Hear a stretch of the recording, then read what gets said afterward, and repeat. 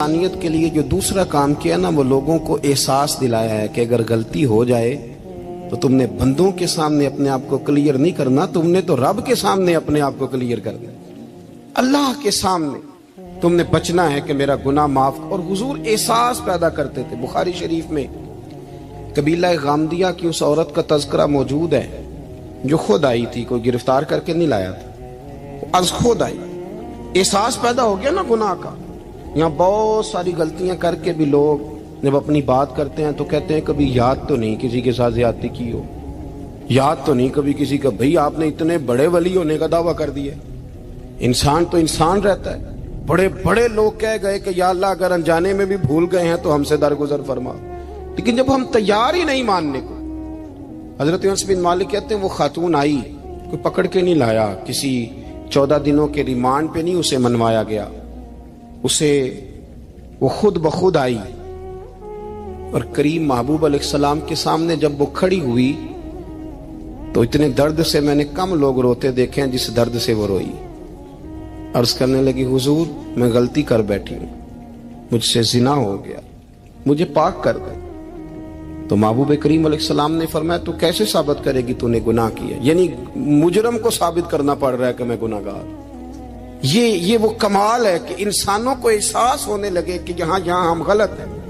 جب اعتراف جرم ہوتا ہے، جب بیماری کی تشخیص ہوتی ہے تو پھر اس کا علاج بھی ہو جاتا ہے۔ حضرت انس بن مالک کہتے ہیں وہ عرض کرنے لگی حضور میرے پیٹ میں ناجائز بچہ ہے۔ حضور نے فرمایا جا جب بچہ پیدا ہو تو پھر آنا۔ وہ 8 ماہ کے بعد آئی تو اس کی گود میں پھول سا بچہ تھا۔ حضور نے فرمایا واپس جا، جب روٹی کھانے لگ جائے تو پھر آنا۔ وہ 2 سال 2.25 سال دودھ پلاتی رہی، پھر جب آئی تو بچے کے ہاتھ میں روٹی کا ٹکڑا تھا۔ کریم محبوب صلی اللہ تعالی علیہ وسلم سے آ کے جب اس نے بات کی تو وہ درد سے روئی، کہنے لگی یا رسول اللہ 3 سال ہونے کو ہیں، میں نے گناہ کیا ہے، میں ساری رات سو نہیں پاتی۔ حضور تڑپتی اگر اس حال میں مر گئی تو اپنے رب کو کیا منہ دکھاؤں، مجھے پاک کر دے، میرے حال پہ رحم فرمائے۔ محبوب کریم صلی اللہ علیہ وسلم نے بچہ ایک صحابی کو دیا، فرمایا بچوں کی طرح پالنا، اور کہا اسے لے جاؤ، پتھر مار مار کے اسے سنسار کر دو۔ صحابہ کہتے ہیں اسے پتھر لگ رہے تھے اور حضور بے چینی کے ساتھ ٹہل رہے تھے۔ آ کے خبر دی حضور وہ تو وصال کر گئی، انتقال ہو گیا۔ فرمایا یہاں تک تو بات اس کی تھی۔ حضرت انس بن مالک کہتے اب محبوب کریم نے صحابیات سے فرمایا اسے غسل دو، کفن پہناؤ، جنازہ تیار ہو جائے تو مجھے خبر کرنا۔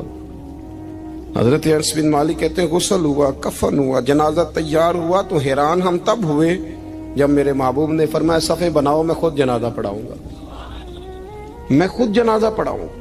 اور سرکار نے جنازہ پڑھایا تو ایک شخص کی زبان سے نکلا حضور اس ملعون کا معاذ اللہ جنازہ جس نے ناجائز بچہ جنا، اس کے لیے آپ دعا کر رہے ہیں، جنازہ پڑھا۔ اور حضور فرمانے لگے خاموش ہو جاؤ، تم نے گناہ دیکھا ہے اس کا احساس نہیں دیکھا، تم نے غلطی دیکھی ہے لیکن اس کی توبہ کا انداز نہیں دیکھا۔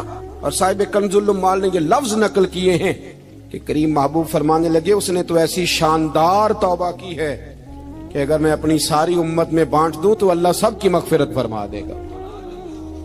احساس جب پیدا ہو جاتا ہے نا اپنے دل کے اندر کہ یہاں میں غلط ہوں، ان العبد اذا اعترف ثم تاب تاب اللہ علیہ او کما قال نبی صلی اللہ علیہ وسلم، رواہ مشکات۔ حضور نے فرمایا جب کوئی بندہ کہتا ہے نا اللہ میں بھول گیا تھا اور پھر وہ توبہ کرتا ہے تو رب اس کی توبہ کو فوراً ہی قبول فرما لیتا ہے۔ حضرت عبداللہ بن حذافہ جہاد کر رہے تھے، روم کے عیسائیوں نے گرفتار کر لیا، 1000 آدمی نے مل کے پکڑا، گرفتار نہیں ہوتے تھے صحابی، 1000 آدمی نے گھیرا ڈالا، گرفتار کر کے لے گئے۔ اور جب بادشاہ کے سامنے گئے تو وزیر کہنے لگا بادشاہ بندہ بڑے کام کا ہے، اگر ہمارے قابو آ گیا تو فائدہ دے گا۔ صحابی ہیں حضرت عبداللہ بن حذافہ، حضرت فاروق اعظم کا زمانہ ہے، اگر قابو آ گیا تو فائدہ دے گا۔ بادشاہ کہنے لگا کیوں، کیا خوبی ہے؟ کہنے لگے ہم 1000 آدمی تھے، یہ اکیلا قابو نہیں آ رہا تھا، 1000 آدمی تھے، اگر ہماری فوج میں شامل ہو گیا تو بہت بڑا جرنیل ملے گا۔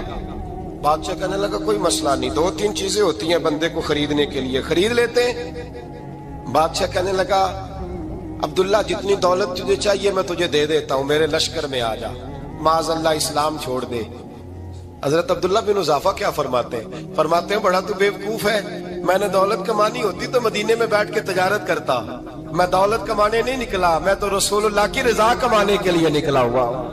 دولت کمانی ہوتی تو کسی مارکیٹ میں ہوتا، میدان میں آنا تھا۔ شہادت ہے مطلوب مقصود مومن، نہ مال غنیمت نہ کشور کشائی، یہ دولت تو لونڈی ہے رسول اللہ کے دروازے کی، یہ تو پیچھے پیچھے پھرتی ہے نبی پاک کے غلاموں، یہ کمانی ہوتی تو میں کسی مارکیٹ میں ہوتا، میدان میں تھوڑا ہوتا۔ عبداللہ بن حذافہ سے ایک دوسری چال چلی، کہنے لگے میاں عہدہ جو تجھے چاہیے، میں بادشاہ ہوں، میرے نیچے جو عہدہ تو کہے گا وہ تجھے مل جائے گا۔ حضرت عبداللہ بن حذافہ کہنے لگے شاید تجھے پتہ نہیں میری تعریف کیا ہے، شاید تو جانتا نہیں میری تعریف کیا ہے۔ کہا صاحب کی کیا تعریف ہے؟ کہنے لگے میں رسول اللہ کا صحابی ہوں اور کائنات میں سب سے بڑا عہدہ مصطفیٰ کے صحابی ہونے کا عہدہ ہے۔ صحابہ وہ صحابہ تھے جن کی ہر صبح عید ہوتی تھی، خدا کا قرب حاصل تھا، نبی کی دید ہوتی تھی۔ فرمایا میں نے حضور کے جلوے دیکھے ہوئے ہیں، مجھے عہدے کی ضرورت ہی نہیں، اور میں نے عہدہ لینا ہوتا تو میں سیاست کرتا، میں تو شہادت لینے نکلا ہوں میدان میں، عہدے کا میں نے کیا کرنا ہے۔ اب بادشاہ کہنے لگا اسے قتل کر دو، وزیر کہنے لگا نہیں ایک بات اور ہے، مجھے ایک چال اور چلنے دو۔ کہا وہ کیا؟ کہنے لگے میری بیٹی بڑی خوبصورت ہے، مجھے موقع دو اپنی ہی بیٹی کو سجا بنا کے، وہ جوان جس کی جوانی اتنی بڑی ہے کہ 1000 آدمی مقابلے میں کھڑا نہیں ہوتا، اس جوان کے کمرے میں رات کی تنہائی میں بنا سوار کے بی بی کو بھیجا۔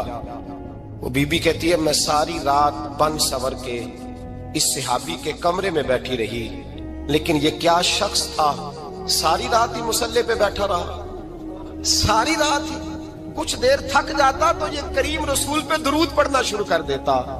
بی بی کہتی ہے سحری ہو گئی تو میں نے چھو کے دیکھا کہ انسان ہے کہ جن ہے، یہ بندہ ہے کہ فرشتہ ہے، چھو کے دیکھا۔ کہنے لگے پیچھے ہٹ جا، میں نے کہا میں نے تو سنا تھا تو 1000 کے مقابلے میں ہے اور تو اتنا بے حس ہے کہ بنی صبری دلہن بیٹھی ہے، تو نے نظر نہیں کی؟ عبداللہ بن حذافہ، بی بی کہتی ہے نظر پھر نہیں اٹھائی، نظر پھر جھکی ہوئی ہے۔ کہنے لگے بی بی میں مجبور ہوں، اب میرے اوپر کوئی حسن نہیں چلتا، میں نے جلوہ بدوحا کا دیدار کیا ہوا ہے، اب میری نگاہوں میں جچتا نہیں کوئی، اس لیے کہ جیسے میرے سرکار ہے ایسا نہیں کوئی۔ کبھی بھی اب نہیں کسی کا میرے اوپر جادو چلتا، میں نے مصطفیٰ کو، اور کہا ذرا پیچھے ہٹ کے بیٹھ، مجھے میرے رسول نے غیر محرم سے بچنے کا حکم دیا ہے، ذرا پیچھے ہٹ کے بیٹھ۔ سحری کا وقت تھا، وہ بی بی کہتی ہے اس نوجوان کے جملے میرا سینہ چیر گئے، کلیجہ پھٹ گیا، چیخ نکلی، میں کفر کے عالم میں روئی۔ میں نے کہا مجھے بتا تو صحیح، آخر یہ جذبہ کہاں سے ملتا ہے، آخر یہ روشنی تو میں نے دیکھی نہیں، کہاں سے آتی ہے؟ ایک میرا باپ ہے جو بنا سور کے مجھے تیرے کمرے میں چھوڑ گیا، بتلا یہ کہاں سے کیف آتے ہیں؟ عبداللہ بن حذافہ کہنے لگے اگر کیف لینا ہے تو تو بھی میرے مصطفیٰ کا کلمہ پڑھ جا، آجا دروازے رسول پہ جھک جا، مل جائے گا۔ سویرے دروازے پہ باپ آیا بیٹی سے رزلٹ لینے، دروازہ کھولا تو بیٹی نقاب پہنے باہر آئی، باپ کہنے لگا کیا بلا؟ کہنے لگی پیچھے ہٹ جا، تو غیر محرم ہے، کافر ہے، میں مسلمان ہوں۔ اس نے کہا کیا ہوا؟ کہنے لگی تیرے جیسے کو باپ کہوں، تیرے جیسے کو جو مجھے استعمال کر رہا تھا، میں تجھے باپ نہیں مانتی، میں اب رسول والی ہو گئی، میں حضرت فاطمہ کی کنیزہ ہو گئی، میں اب نبی کریم کی خادمہ ہوں، خبردار میرے قریب نہ آنا۔ یہ داؤ بھی ناکام ہوا۔ اب حضرت عبداللہ بن حذافہ کے سامنے موت کھڑی کی، ایک کڑا میں تیل گرم کیا، کہنے لگے تجھے اس میں جلایا جائے گا۔ حضرت عبداللہ بن حذافہ رضی اللہ تعالیٰ عنہ جب جلنے کے قریب ہوئے تو رونے لگے۔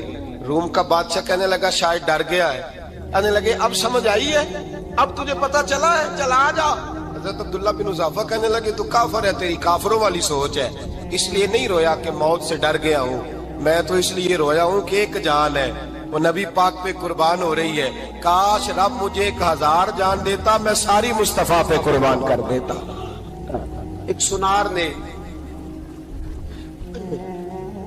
گلی میں ایک یتیم چھوٹے سے بچے کو گھومتے دیکھا تو سنار بے اولاد تھا، بچے کو اٹھا کے گھر لے آیا، 18 سال اس بچے کی پرورش کی، اس کو پالا پوسا جوان کیا۔ سنار کے پاس وہ دکان پہ چلا جاتا، وہ کئی دفعہ دکان پہ رہتا